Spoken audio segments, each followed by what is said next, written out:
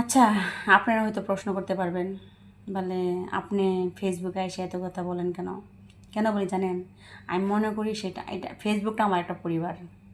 কেন জানেন? আমার দুঃখ বলার মতো কেউ নাই। কার কাছে বলবো? মাই নেই, বলবো কার কাছে?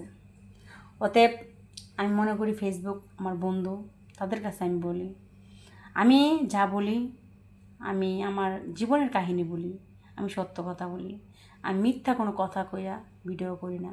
হয়তো আপনারা অনেক মানুষ অনেক কমেন্ট করেন, বলে মিথ্যা কথা বলি, এই সেই বলি। আসলে কি জানেন, অনেক মানুষ অনেক ভিডিও করে, অনেক কথা কইয়া। আমি কিন্তু যা ভিডিও করি আমার জীবনের কাহিনী নিয়ে। আমি কখনো মিথ্যা কথা বলে ভিডিও করি না।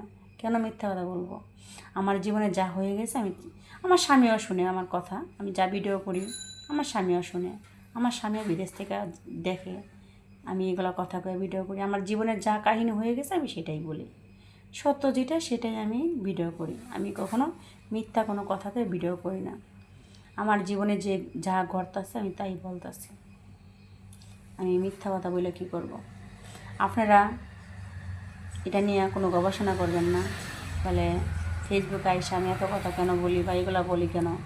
আসলেই আমার দুঃখের কথাগুলো আমার ফেসবুক বন্ধুদের একটু জানাই বা একটু বলি, এর জন্য বলি তারা একটু জানুক। আসলেই মানুষ কতটুকু কষ্ট থাকলে ফেসবুকে আইসা বন্ধুদের কাছে শেয়ার করে। শেয়ার করলে হয়তো আমার একটু ভালো লাগে, তাই একটু শেয়ার করি।